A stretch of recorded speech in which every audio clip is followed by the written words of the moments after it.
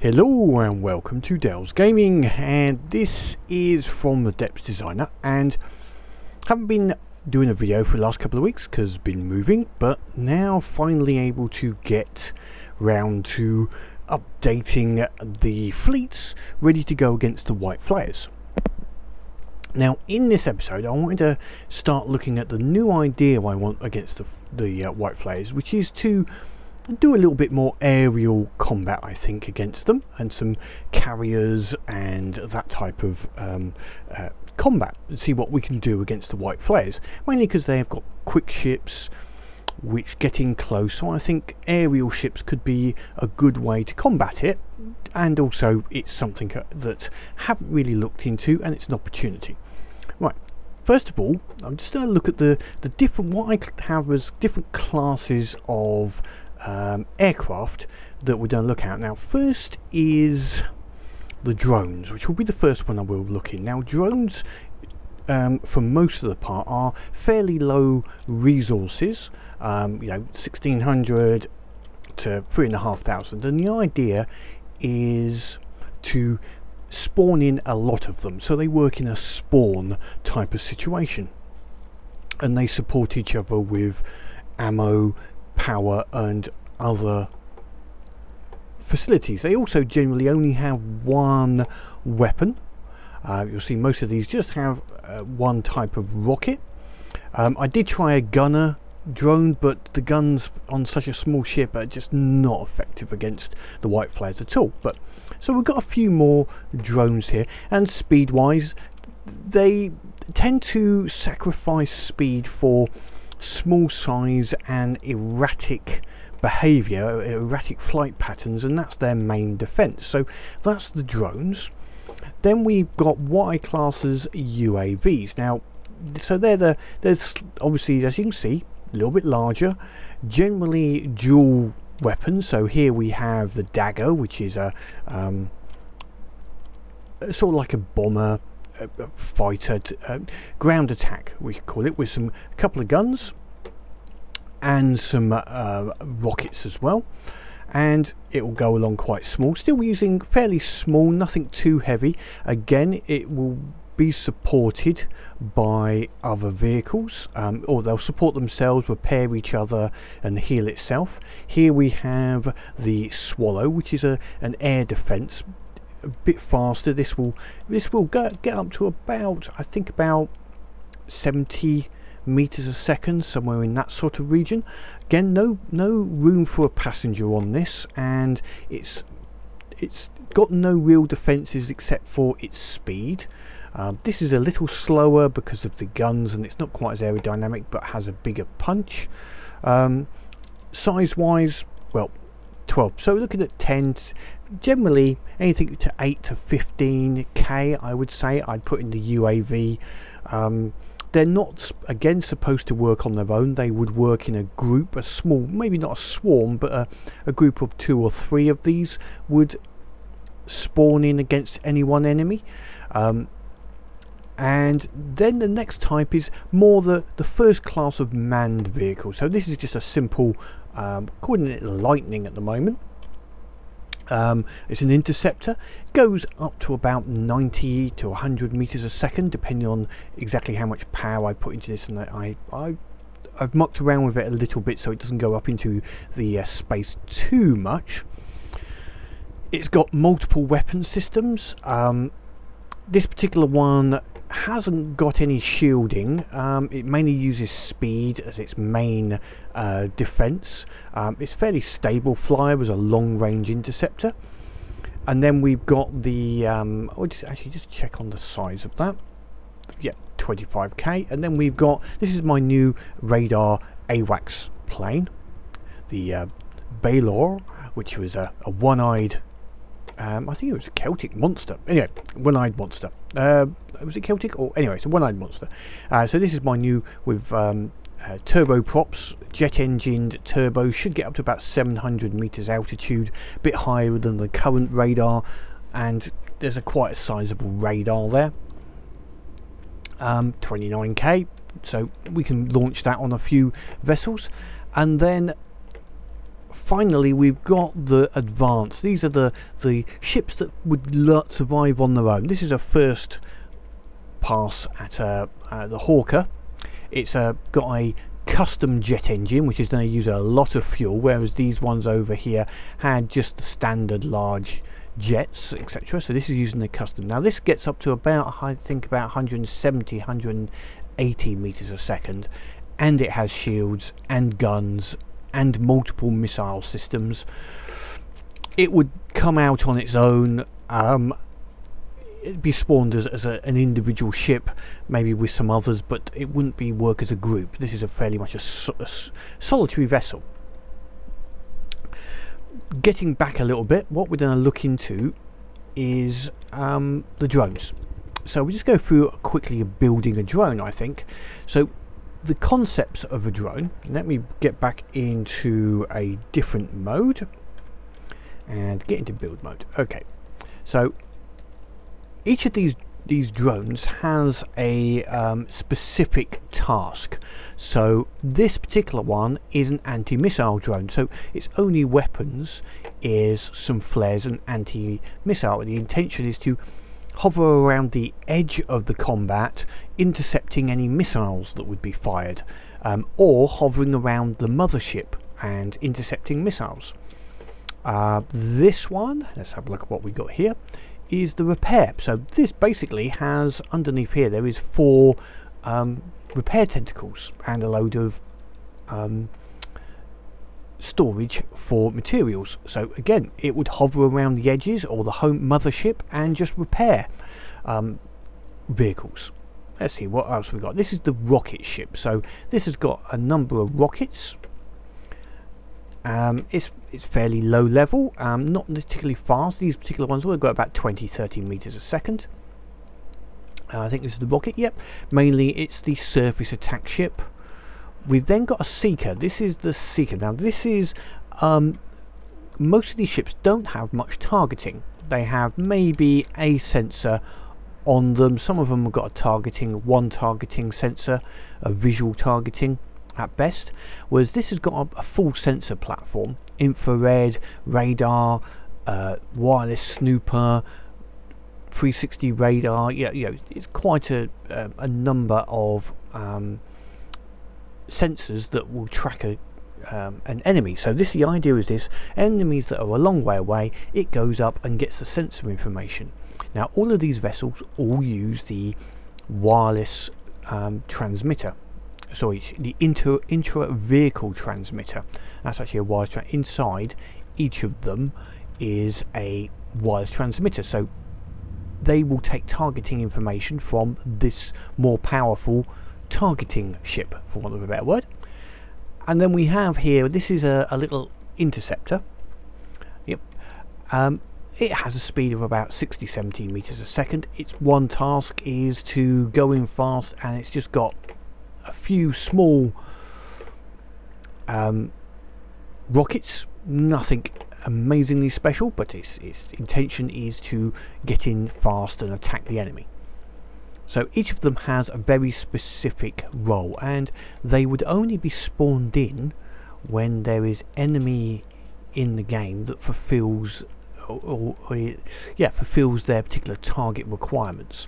And we'll go through that once we've built one more ship. So I want to build a anti-submarine drone, so it's going to detect and attack anything which is primarily under the water. So it'll only be spawned in if there is a sub or that type of vessel. So if we just start a new vehicle, so we will bring up the UI, do a new vehicle,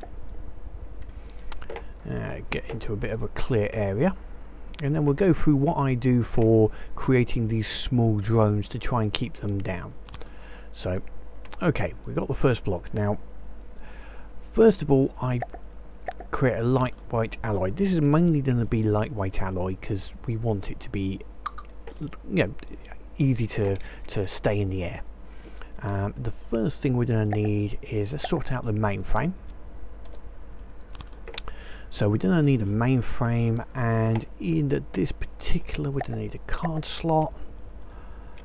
and we're gonna need, we'll go with an aerial AI still on this, and we're gonna need, let's just see, where's that, go back a level, we'll need the intra-vehicle transmitter. So that's how it will get targeting information. And we will need some targeting information. We'll put a connector on the end.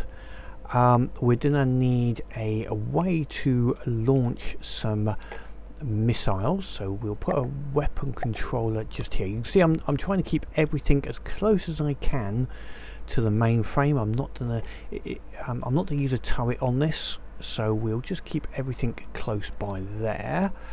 In actual fact, let's see, what do I need? I need somewhere doing targeting. Yeah, okay, we'll leave that there. And then what we can do is underneath is put a controller. Let's see which way round can it go. There we go.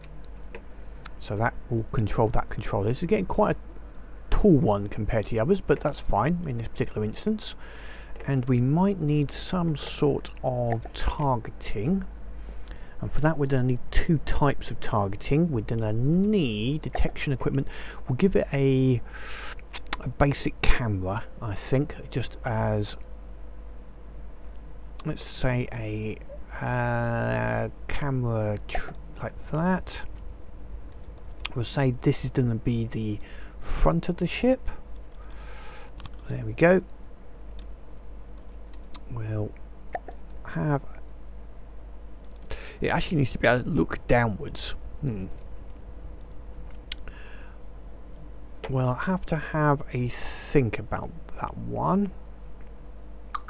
Let's hold off on that for the moment. It does need some sort of targeting, but yeah, okay. I think it may work. It may work. Let's lightweight LA block. And then say it comes down with a 2 like that, and then up here with a 3.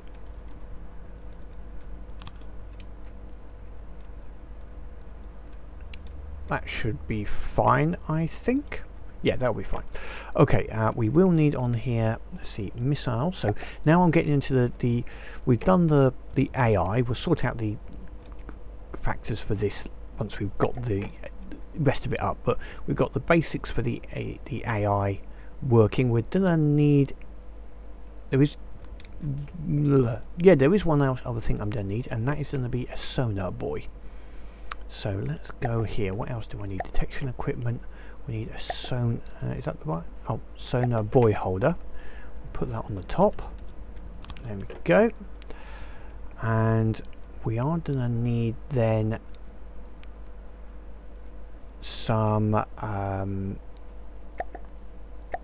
tracking ability, so we don't need some general purpose cards, so we put them at 2 points in, so that will give us, yeah, that gives us 100%. That's cool. So that gives us some tracking ability. Now let's just do the weapons system next. So we're going to have, this is going to be just a set of small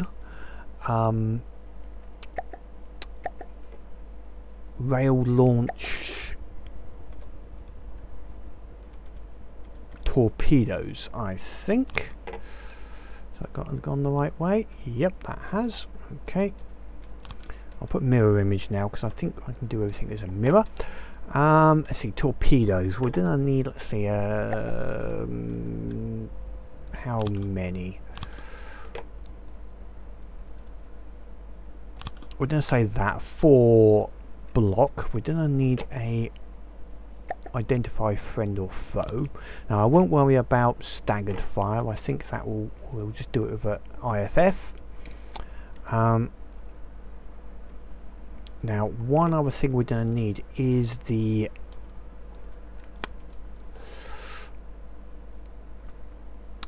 medium rail to launch out the sonar buoy. Okay, we need to have it, so I need another controller. That I think I'll put on the back. So once we've sorted out the engines, we'll put, we need about 4 blocks to be able to launch a buoy every little while to do our tracking. But okay, let's have a look quickly, make sure that this is going to be good enough. So if we say this is going to be a torpedo propeller, fins 2, that's fine. We're going to need some regulators to give this plenty of time. 60 seconds should be enough.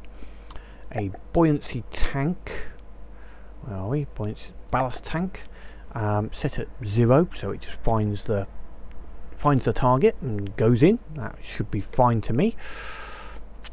Fuel tank, torpedo propellers, ramp up time 3 seconds should be fine. Now because this is going to be airdropped, it's going to take a few seconds to get into the water, so we can ramp this up to about 5 seconds. I'll put 4. It gives enough time to launch from the rails and drop into the water, I think. Warhead arming delay we'll put up at 4 seconds as well, in case it gets caught. And activation guidance just 2 seconds.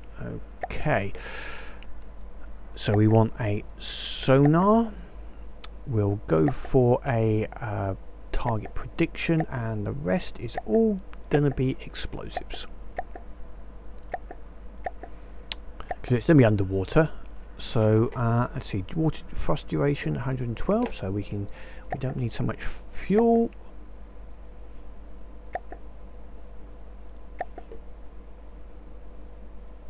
That looks good. Right, we will increase the thrust so that allowing for the drop time of say 5-6 seconds. So yeah, actually 54, that should be fine.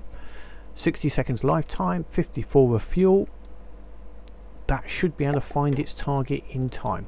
Let's just copy that over. Cool, that's all done. So that's our basic attack, except for the let's get the right words, the sensor for the buoy. Now we're going to need some power for this, so what we'll do is a electric engine is generally what I use, because what I tend to do is everything will okay, I'm having some fun trying to fit this in here. Okay, I'm going to need to put let's put a battery down here. There we go, and then put the electric engine on top of it, pointing downwards. There we go, and we can set this down to, we aren't going to need much power, so we put it down to 10. So we've got 16. I think we need a little bit more than that. Go up here, I think. Right, a couple of things we're going to need before I go any further. Take that one out there and put that there. We're going to need some material storage, so we'll put a bit of metal storage. Just use a metal container like that. That just gives us a bit of container. Now we are going to need ammo, so I'm going to put that just here. Where are we? Ammunition parts. Now I think we're going to need a couple of 100 for those missiles. Yep. And then what we will do is we need to cover them so that they're not targeted. So we'll put some alloy up here potentially, I think. How much? We need a bit more power, I think. So let's put that in there. Yeah, that's plenty of power, because I'm allowing for the fact that we've got 72 now, but once the engine goes down to say half the battery power, we'll only end up with about 30. So we want it to be out there for quite a while. And electric engines at 10%. Yeah, I can always increase it now with a bit more electric. Okay, we need that extra sonar on the back, so I'm going to put that down here. So we need missile, we need a controller there, and then we just need a, let's see, how can I do this? I'll see if I can do it with a medium rail. Is that going to connect? No, not connected. Let's see if I can do like that. No, it doesn't like that. It's because the angle this is at has to be against one of the flat sides, not these two sides. Let's see if that'll work there. Medium rail. There we go. That's fine. Doesn't matter which way it's, because we're going to put on here a ballast tank and then a sonar buoy. The ballast tank is going to be set to a depth of, I think, 15 meters. I think that'll be fine. And sonar buoy is obviously a sonar buoy, so it doesn't need any type of activation time. Now on the top we will need an automated control block. I'll go there, yep, and that will every I think these last, let's say every 20 seconds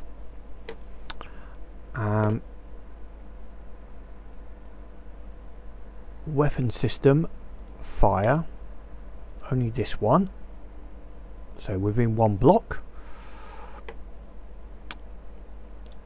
Yeah, so every 20 seconds it's going to just drop that, and that will go trundling down into the water. Okay, right, we've got a couple of bits and pieces we might need to do here. Let's just, I want you to make this a little bit more secure, so we'll put a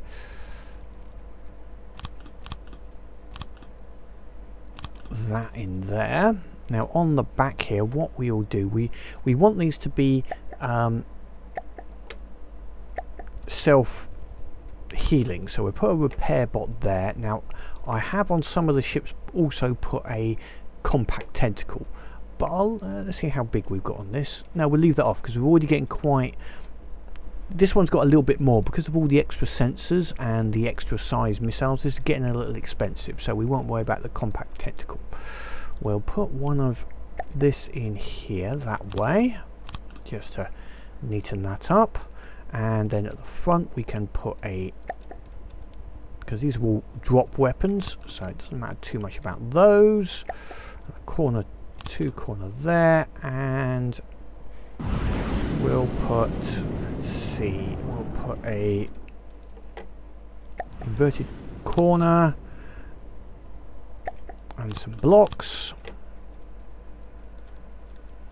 and another block in there. That should do for the moment.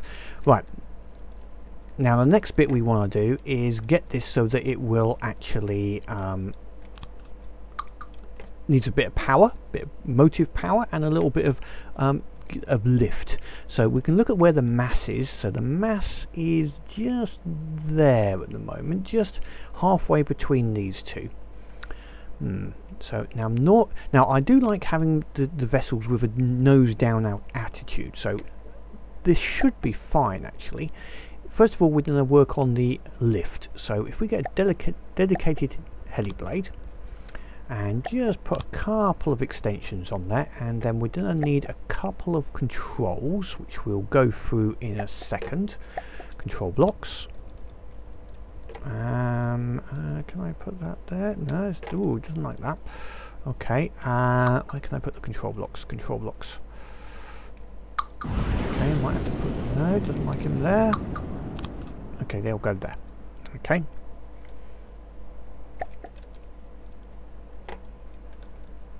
But then they don't like going there. Okay, let's put them back there. We've got one control. Or maybe I can just do it with one. Maybe I only need one. We'll see what we can do with the height. The reason I was looking at two is, first of all, let's do this first one. So first of all, we need a control block. I'm not going to enable it initially, but basically every based on height. So if the vehicle height, where are we? Vehicle altitude is anything below 50 meters, then let's see, spin blocks of a continuous type set to maximum.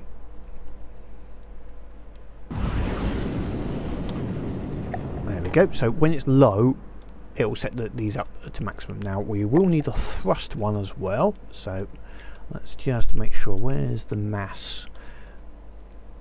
Oh, right in the center. We'll see how this works. Okay, we can always alter it. We'll give it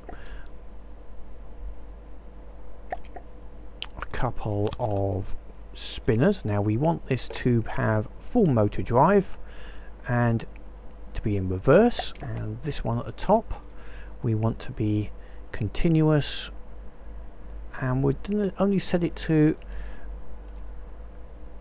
half motor drive but always up. We'll see what type of attitude that gives it. Now before we do that, the next bit we want to set is give it some control of roll and turn. So air, let's see, a couple of ailerons. Again, ailerons always put in as close as you can to the center of mass, I find works best. We'll just put it just there. Hopefully that should be okay. It looks the long way around, but I think that's okay. Yeah, that is the right way. And then we need some yaw only rudders. I bet if we put them like that, and then we need some pitch only. I think it might need a fair bit of ability, so we'll try them like that. And then at the back here, now to smarten this up, one thing I like to use under decorations, it's a new item, is these metal plates. So these metal, you've got metal and alloy. I'm going to use alloy here. And you've also got triangles, so these can be put over an item, as you can see here, and just covers them up. It just neatens things up a little bit, stops them being it also does add a little bit of armor protection. These do have an armor value of 13, although a very low health, but they could be good to protect it against, say, fragments and that type of element. So we can go like this, I think, just to, yeah, will that go in there? Yeah, that will go in there. That will just block that up a little bit. It's not ideal there. Let me just see if I can change that to be a alloy corner like that, and then change this to the L shape, metal plate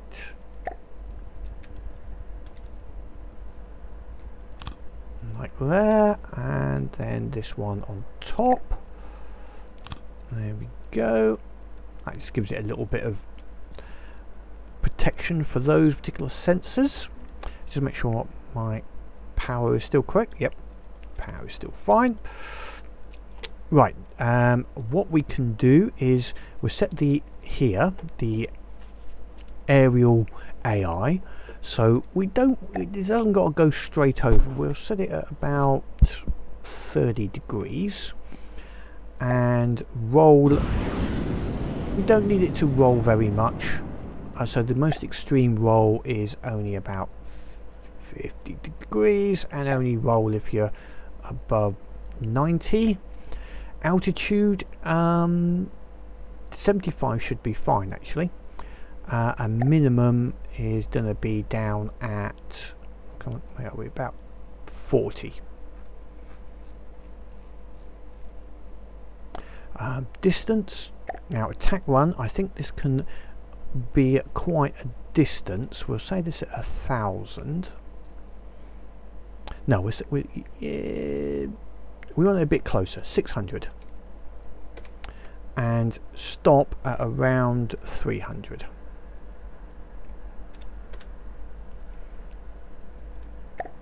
Set that up a little bit higher.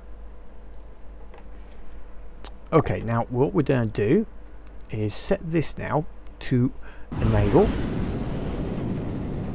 So this is now set these spinning, the heli blades spinning, so we should be getting thrust. So if I turn on the vectors, we can see we've got an upward vector and a forward vector. Let's release it and see. Yeah, it's going up, which would be good.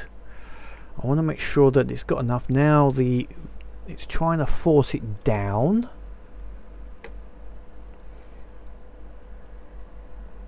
It's still going up a little too much. Now we've got two ways to do this. First of all, I can just give this a little bit of always up fraction on the rear. That will actually make it go nose heavy, hopefully. Now we've still gone a bit high at the moment. We can reduce the power of this. Let's take this down to 3.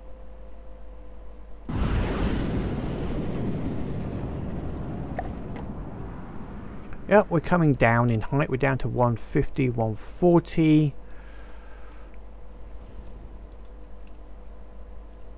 Except that's not releasing there, so let's take that out there so it releases. That's better. And we'll put that up on the top instead. And we'll give... That's I think is holding okay.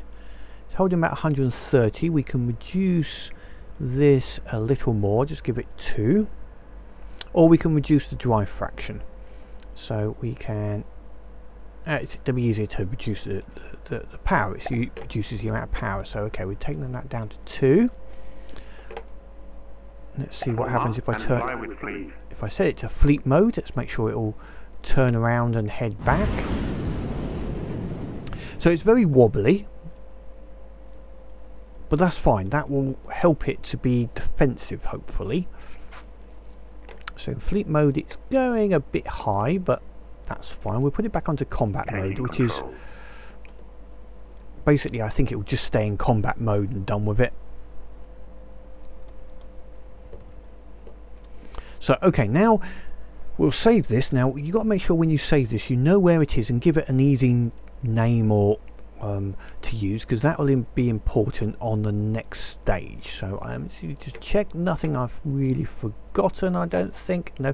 Oh, I do have one thing I've forgotten, and that is we'll do that once we've saved it. And well, actually, got to do that before I save it, and that is the resources. So if I come off there and go into map mode, we want to make sure that from the main target it takes... I just set everything to 50. It's nice and easy to remember, and you know everything's just basically all of the drones are going to be sharing everything between them. So if we go back to building on this force and try and find it, where's it gone to? Okay, we're back on the vehicle, so now I can save it. So we're gonna bring up the save vehicle. Now what I tend to do is I create a folder called drone, and so I know where they all I keep them all, and then I give it, so we'll call this anti-sub. Oops, caps lock was on.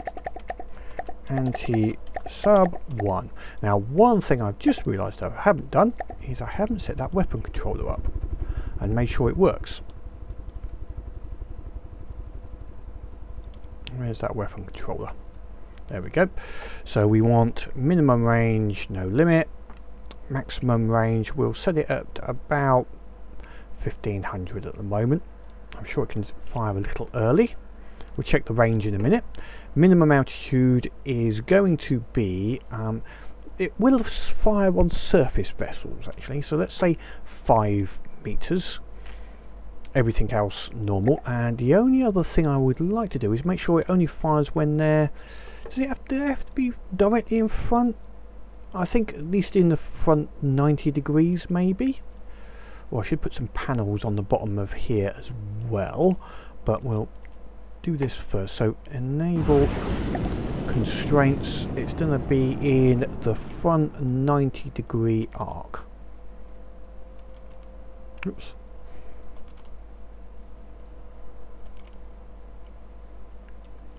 There we go. And yes, I'll put some panels just on here, just on the underneath, just to protect correct everything a little bit, and it looks nicer. There we go. Did that? Where did that one? Did that? Oh, it did. Yeah, it sticks out there a little bit. Oh well, that's good enough. That's okay. Okay, I'm not bemoan that. Right, we'll save it one more time now that I've made a change. I'm going to release it from the dock.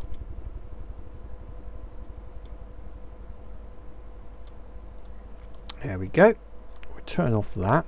Now we'll bring in a simple sub and let's see if it will actually attack it. So, White Flayers. We'll bring in the Pontus and see if this will actually attack. Like it's, what's it trying to do? Let's have a look.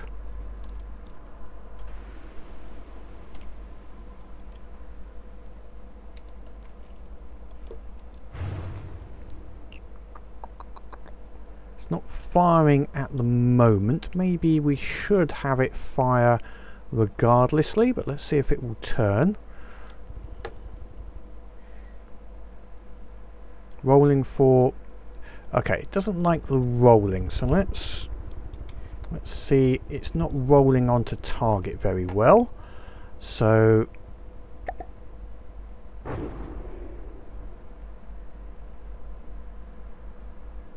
let's turn off rolling. That's better.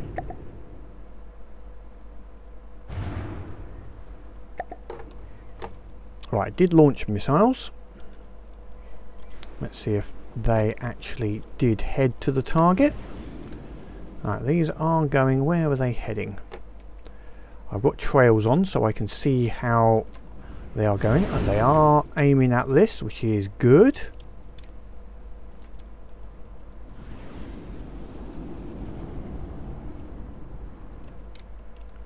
Are they going to reach?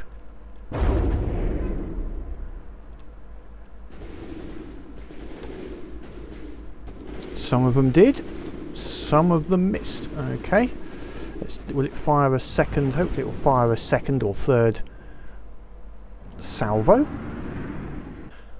Right, with that little test, one thing that happened is the missiles weren't always releasing and dropping down, they were getting hooked up. So we'll try that again with a slightly different design and see if they still get hooked up when they launch. So let's release it again. And I'll stay on the ship this time so I can see if there's anything it's missing, like fuel or ammo, or needs anything adjusting. Okay, there goes the sonar, that's releasing okay. Let's bring in the Pontus again. Make sure it will turn on to target. There we go, turning on to target. And yep, these missiles are not wanting to release. It could well be actually front. So if I take that off on the front, let's see if that works okay. I took it off the back and it blew up. Okay, let me just repair it. So another little test after a little bit of changes to some of the missile angles. So they seem to be coming in quite nicely, doing a bit of damage.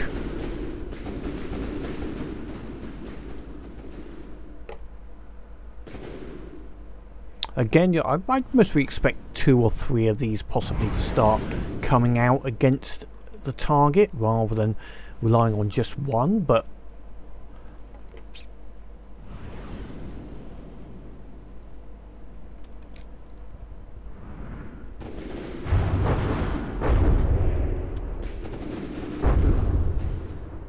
it seems to be attacking the enemy reasonably, doing a bit of damage, not a whole lot with those small torpedoes. Okay, I did try changing some of the missiles to mediums, but it didn't really work, and I think it's just a sheer matter of this has got some heavy armour on it. They do tend to like using the heavy armour, but it's, the missiles are good. They are, as you can see, reducing it down, and it's now is having the old submarine problem of below health and sinking. So I think that would work. I think if there was more than one of them, they would have taken it down a little quicker. But it works, and this is part of it, is you've got to test these ships, otherwise you don't know. Right, final part of this particular section, now that we have a working vessel, let's just bring it back onto the main area, is how to make this spawn only when we want it to. So we've got a tractor beam which is sitting there, we've also just behind it got a vehicle blueprint spawner. So now what we can do is set that to use this anti-sub design. Now the way we do it is, first of all, you change this default blueprint name. Now they start off with putting in the folder name, which is drone, because I put all of them in drone, then the slash, then anti-sub1. Now it is not case sensitive. You'll notice here it's gone to a tick. If it's an X, it doesn't exist. If it's a tick, it means you typed it correctly. Now the other bit we would like to do is have one spawn, so it only spawns one at a time, and it will try to spawn 10. Now the other bit I always set is the holding, so it will hold this ship in a tractor beam, and not the docking one, its own tractor beam, until it is fully built. Okay, so that's that done. Now mate it, what we would do is, here we have a controller, and we set one of the primary condition. Now a primary condition here would be that there is an enemy which is below the water. So we'll say it's below 5 meters. So if there's an aircraft, then let's not spawn. Now I'm using enemy rather than target, because it just means that somewhere out there is a submarine. That the primary target might be a big aircraft, but it's got some ship which is below the water. If that is the case, then under moving part drones, where is that gone to again? I had it a second ago. We go constructible spawners, which means the little spawn system. Spawn the default vehicle. Now we want to reduce that down so it only does this particular block, so 2. And another item I do here is a 1 second delay, just to make sure that this is still active, and a minimum activation delay. Now on previous what should we say, previous versions, sometimes when you start spawning, it tries to spawn 2. It immediately triggers twice, and the second triggering releases the first one and it creates the second one, which is annoying. So this minimum activation level ensures that it won't try and create 2 of them and one of them overwrites the first one. Anyway, that's what I have personally done. And what else do we need?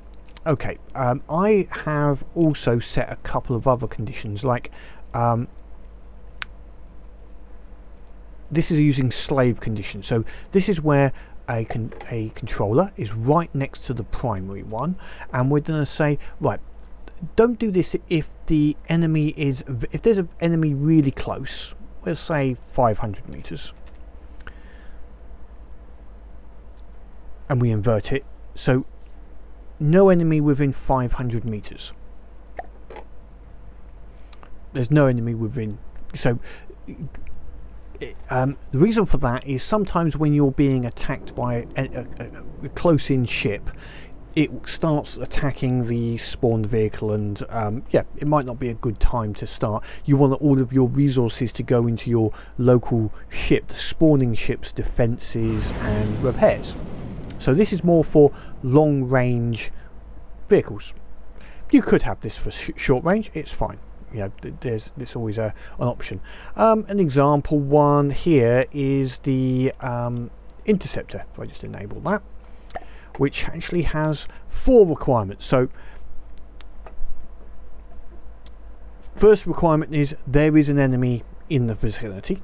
Okay, there is no enemy within 600 meters. The altitude of the enemy is in the air, and it is fast. So this particular one has 4 controllers all before it will spawn the interceptor, because the interceptor is only really, I wouldn't say only, but it's primarily used to intercept fast flying vessels. So we only want it to start spawning in when there is fast flying vessels.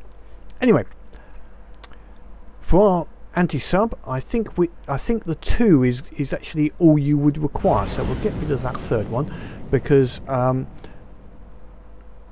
this requirement that there is an enemy means that there's an enemy within range, i.e. 5,000 meters, and he is below the water line, and he's not too close. Now if I spawn one here right on us, it wouldn't actually work in this particular instance. I'll just disable this for the moment. So that's creating a drone on the ship and setting up a auto spawn system so that it will spawn automatically. And all of these, when we put them into a combat ship, we'll spawn multiple of these at the same time. We'll have multiple spawners creating, say, 2 of these to go out and hunt, and then that way they will defend each other, heal each other, and hopefully with the more missiles they will work. We might even just put this drone, say, on a frigate and have the frigates as the anti-submarine ships. So with all of these drones, we can now, when we start a battle, create a swarm of drones specifically tailored to the enemy that has spawned in. So if it's spawned subs, the submarine ones go in. If they're mainly surface vessels, the rocket ones go in. If it's mainly aircraft, the interceptors will get spawned. So it will adapt to the enemy. And then at the end of the battle, any drones which are left, you scrap and get the resources for, and then start again. So that's it for this particular video. Next one, I think we will look at the UAV, the slightly larger ships, which are slightly different to try and build, because you've now got to think a bit more about aerodynamics and lengths, whereas these ones, these can be fairly, it's about cheapness. This last one was a little expensive, primarily because of the torpedoes, because missile parts are very expensive, but they don't have to fly very well, because actually being erratic in flying is actually a benefit.